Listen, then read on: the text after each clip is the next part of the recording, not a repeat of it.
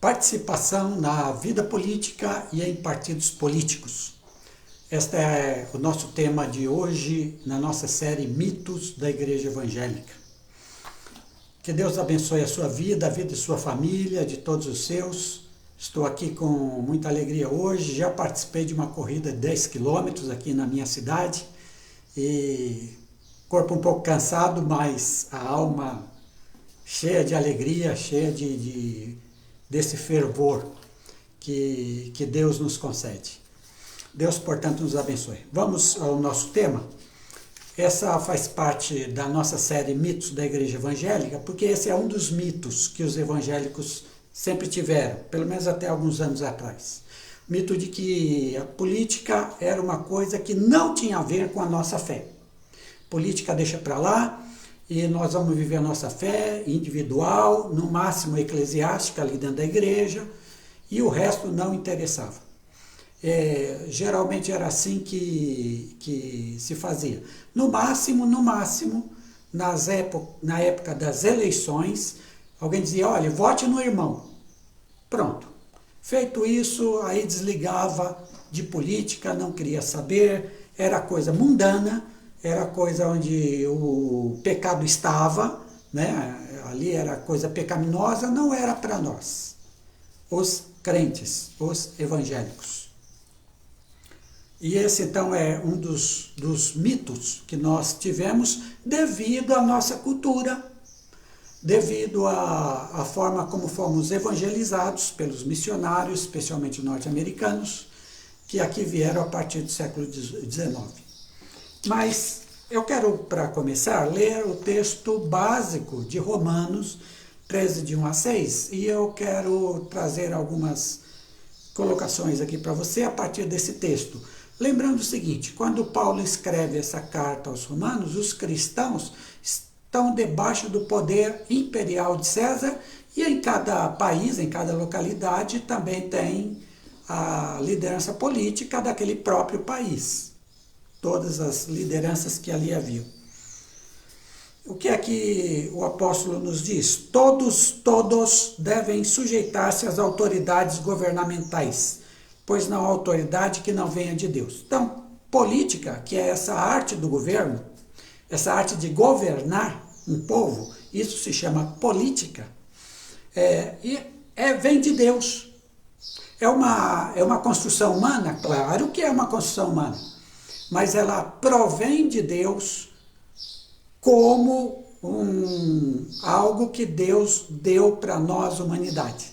Desde que a humanidade existe liderança política para cada grupo, para cada povo, até mesmo para cada clã, que é um grupo bem pequeno de pessoas. E o apóstolo diz que nós devemos nos sujeitar às autoridades governamentais. Isso significa que, independente de quem seja o líder, a ideia de governo é uma ideia boa e nós devemos não viver o tempo todo em guerra com tudo que é governo, mas devemos nos sujeitar a essas autoridades. Preste atenção no que vem depois. As autoridades que existem foram por ele estabelecidas. Então, as autoridades que existem foram estabelecidas. Exemplo, no nosso país, onde as autoridades elas são eleitas pelo povo, hoje o presidente Lula é o nosso presidente e, segundo esse texto aqui, ele foi estabelecido por Deus. Fim de papo. Versículo 2. Portanto, aquele que se rebela contra a autoridade está se colocando contra o que Deus instituiu.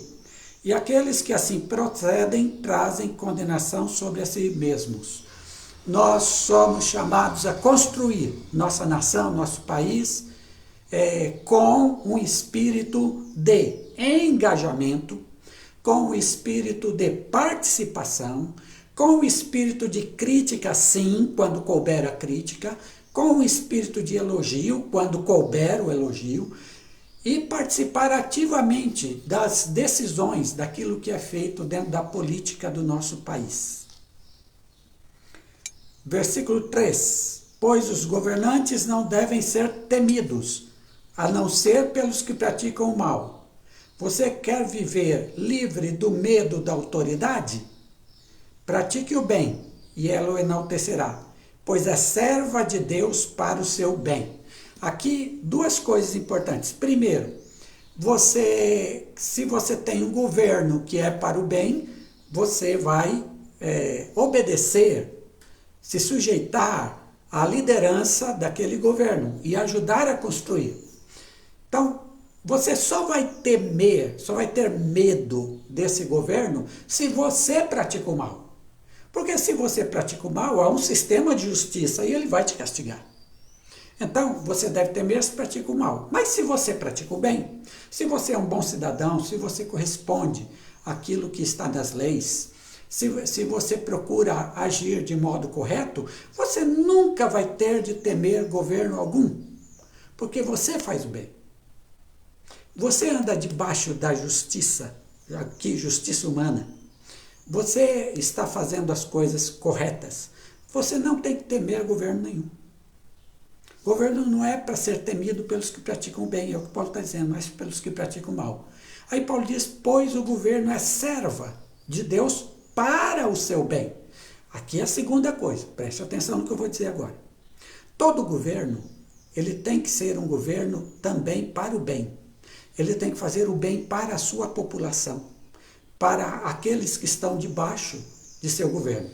Se um governante pratica o mal, se ele mesmo, como governo, pratica a injustiça, se ele como governo pratica a maldade, se ele como governo passa por cima das leis para prejudicar pessoas ou grupo de pessoas, se esse governo faz isso, ele já não é um governo aprovado por Deus. Por quê? Porque aqui no texto está escrito que o governo é serva de Deus para o seu bem. A autoridade é serva de Deus. Você acha que alguém que está a serviço de Deus vai praticar a maldade? Você acha que alguém a serviço de Deus vai prejudicar pessoas porque quer prejudicar? Claro que não. Então, qualquer governo que pratique a maldade, qualquer governo que não ande corretamente, não pratique o bem, esse governo não é legítimo. Esse tipo de governo que pratica a injustiça, que pratica o mal, que pratica a divisão das pessoas, este governo deve ser combatido sim.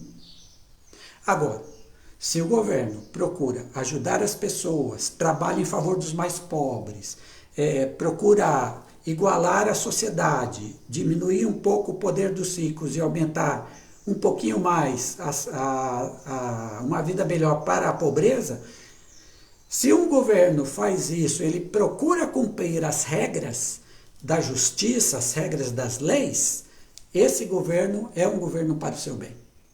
E você deve apoiar esse governo como governo, fazendo, é claro, as suas críticas pontuais a uma coisa ou outra que você não acha certo. Agora, se o governo se dá para a maldade, ele no seu todo vai para a maldade, aí não dá certo. Aí é um governo ilegítimo, e esse governo ilegítimo você pode combater. Você pode combater. Se o governo é servo de Deus para o seu bem, a esse você se submete. É isso que Paulo está dizendo aqui. E vou repetir o versículo 4. A autoridade é serva de Deus para o seu bem.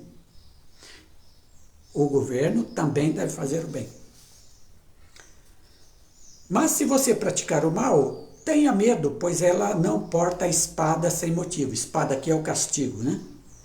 É serva de Deus, agente da justiça para punir quem pratica o mal. Então, se alguém pratica o mal, cabe ao governo, aí o governo como um todo, cabe ao governo punir.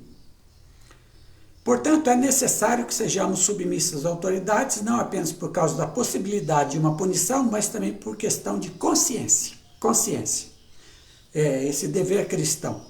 É por isso também que vocês pagam imposto, pois autoridades estão a serviço de Deus, sempre dedicadas a esse trabalho. Então, pagar imposto, Paulo está dizendo, é necessário que se pague imposto. É o imposto que sustenta qualquer governo. Qualquer tipo de governo é o imposto que sustenta. Tá?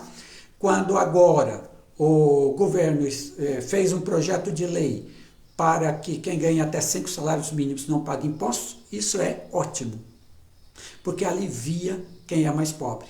Em contrapartida, vai taxar aqueles que são super ricos, aqueles que ganham acima de 500 mil reais por mês. Super ricos, o que está corretíssimo. Espero que a Câmara Federal aprove esse negócio. O Senado, me parece, já aprovou. Falta a Câmara. Muito bem. Aqui no nosso país, o Brasil, depois da ditadura militar, que foi de 1964 a 1985, veio a democracia. Começou com a nova república do Sarney. Tive a oportunidade de participar muito desse momento da vida do país. O que é a democracia? A democracia é a participação de todos, voltados para o bem comum. Democracia não é só hora de eleição. Democracia é a vida política de um país na qual todos estão voltados para o bem comum, o bem de todos. Não só do seu grupinho em especial, embora seja justo lutar por seu grupo específico. Mas o olhar tem que ser o olhar do todo, tá? Para não privilegiar alguns e prejudicar outros. E a democracia implica hoje, especialmente no Brasil, primeiro, o respeito à Constituição. Constituição, em termos de vida política, é a nossa Bíblia. Constituição, politicamente falando, é a lei maior que rege todas as outras leis e a qual o povo brasileiro inteiro se identifica. É a Constituição que nos diz que tipo de povo somos, que tipo de nação somos. É ela que ordena todos os relacionamentos que existem dentro de um país. Portanto, a democracia implica em respeito à Constituição. E, obviamente, as leis, que são todas as leis que existem derivadas da Constituição. A democracia implica também em ter opinião.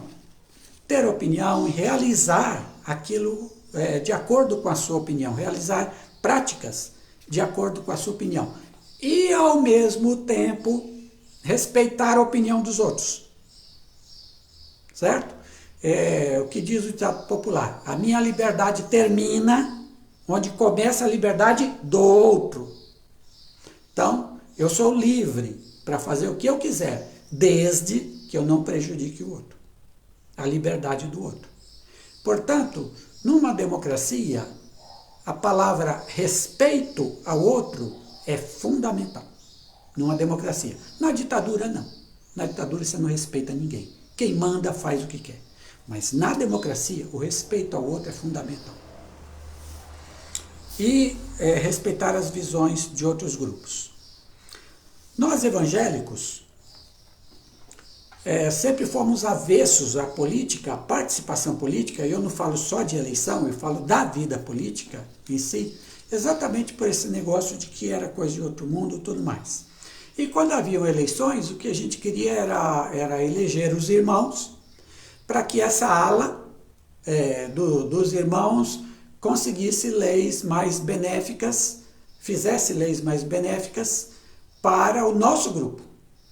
Então, há uma boa parte dos evangélicos que pensa que quando se elege alguém para um cargo de executivo ou do legislativo, aqueles que fazem as leis, o objetivo dos evangélicos é obter cada vez mais vantagens para nós.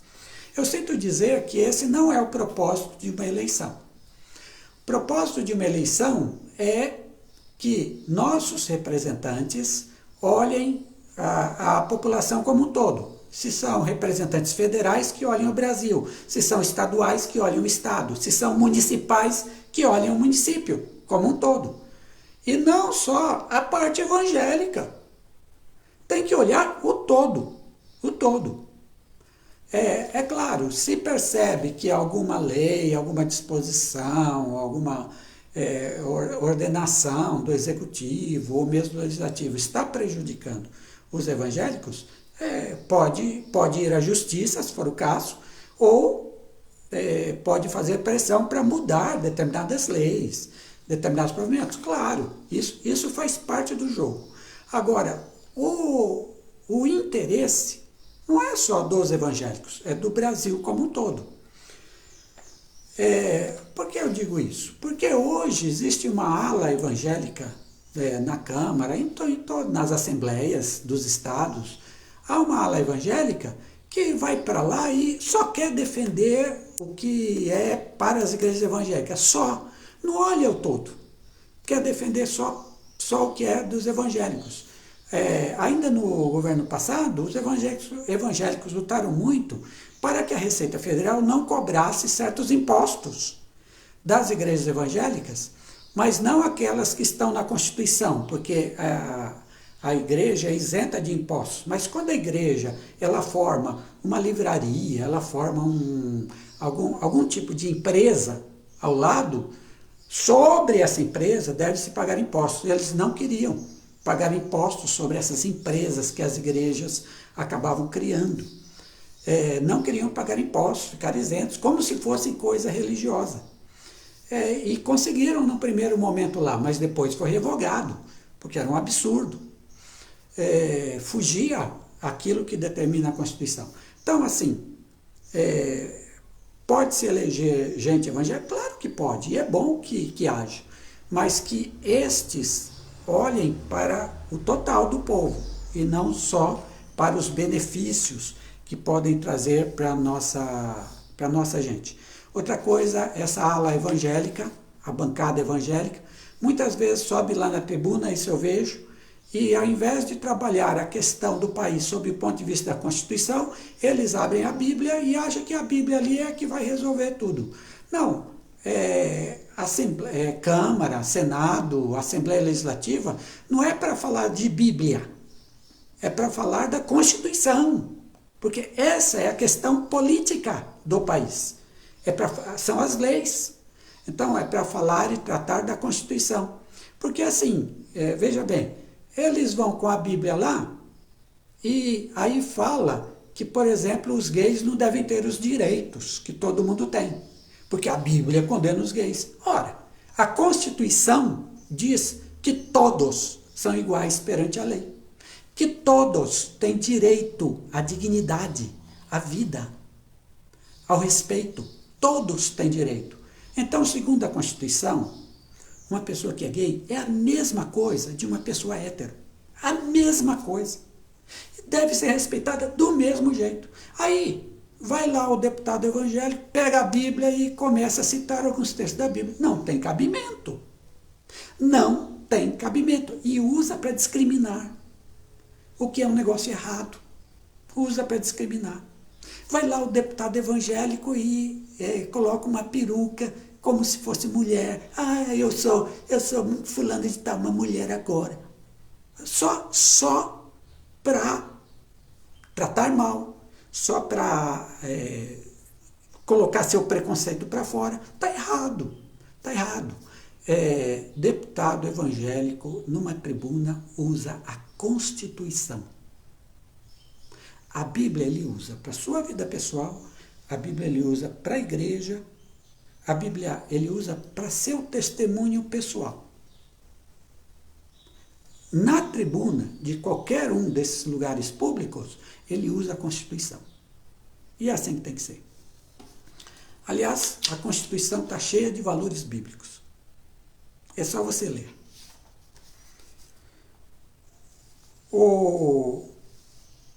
Como é que a gente participa? A democracia, ela tem a participação representativa, ou seja, não dá para juntar milhões de pessoas no lugar para tomar decisões. Então, o jeito foi a democracia representativa, em que o povo elege representantes seus, e esses representantes vão fazer as leis. Desculpe. Ou, no caso do executivo, elege quem vai governar, né? Então, essa escolha e o momento da eleição do voto é muito importante. Escolha pessoas pelo seu caráter e por aquilo que ele se propõe fazer. Não escolha irmão só porque é irmão, né? Eu já não tenho mais essa regra, só vou votar em evangélico. Não, eu muitas vezes já votei em pessoas que não são evangélicas, mas pessoas que eu vi. Essa pessoa tem uma conduta boa, ela olha para o Brasil inteiro, é uma pessoa democrata e vale a pena. Possibilidade também de, nessa vida política, de o evangélico que gosta dessa área, gosta de atuar nessa área, entrar para um partido político e, dessa forma, promover ações de benefício à sua comunidade, a fim de que seja eleito, em algum momento participar de um pleito e ser eleito. Isso é uma coisa boa.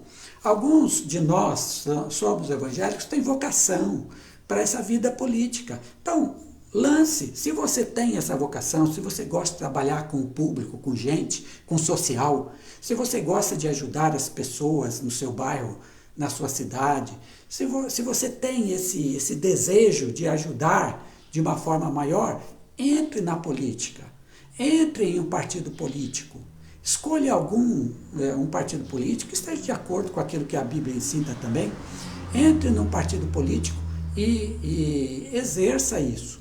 Tente a eleição, né? E sendo eleito, faça o melhor que você puder em prol da população em geral. E se não for eleito, continue no seu trabalho de ajudar a comunidade. Isso é uma coisa boa.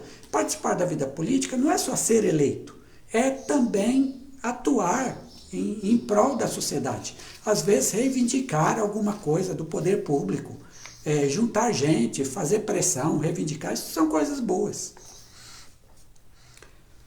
E também a participação política, além de ser num partido político, envolve também a participação em movimentos, em ONGs, em associações. Tem associações que trabalham muito essa questão política. Participe, entre, isso é uma coisa boa para a gente. Infelizmente, com o governo do ex-presidente Bolsonaro, muitos evangélicos entraram de cabeça na questão política, de participação na vida política do país. Por um lado, foi bom, porque muita gente que estava bem alheia entrou.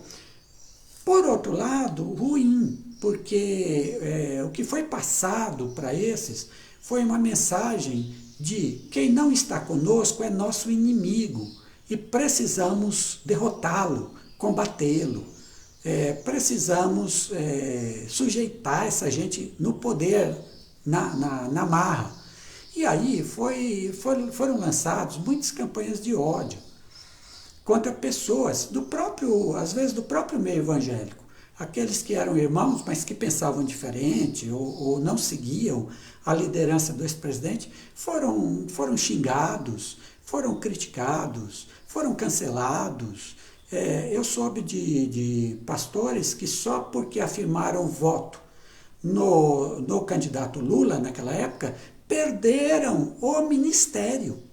Por causa disso, a igreja colocou eles para fora, só por causa disso.